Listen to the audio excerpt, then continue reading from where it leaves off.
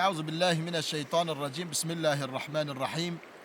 قال دارا روجك پیغمبر عليه الصلاة والسلام دناو أصحاب خدا رو نشتبون قوت أصحاب الكرام قو يك ديا خو باب خورا بده خبره أبا گناه کی زعم مثلا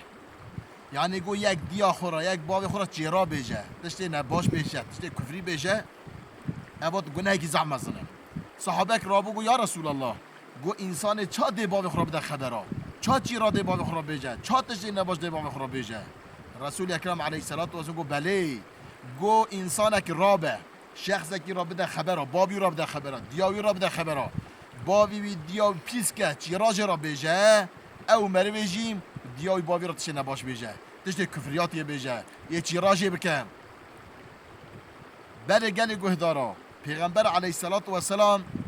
وراجی اخلاق اکرم داده نشانی ما انسان گره حرمت دی باوی خود بگیره حرمت گرتنا دی باوی چانه حرمت گرتنا دی باوی یکی دنه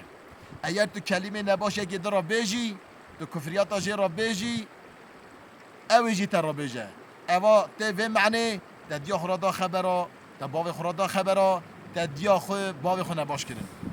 ایجا اخلاق اسلامی یک چی اوه کلمه نباش کلمه کفرات کلمه انسان به عاجز ببه گره ترک بکه انسان اگه دخوازه ببه انسان کامل گره حاج زمان خواه به پیغمبر علیه الصلاة والسلام دسا امر کرد گو شخص